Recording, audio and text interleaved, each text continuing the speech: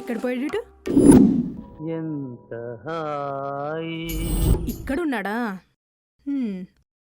బా బా ఓ లోపలే ఉన్నావా?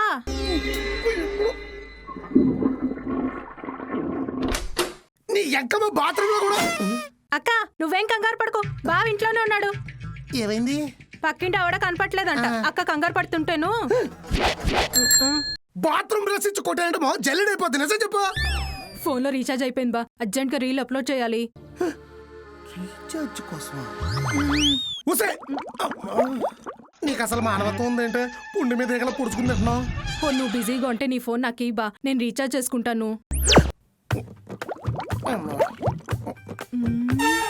అంతేగాని ఇప్పుడు నన్ను వదలంటావు. ఈ టైం మిస్ చేసుకుంటే నువ్వు నాకు రీఛార్జ్ చేయవు బా.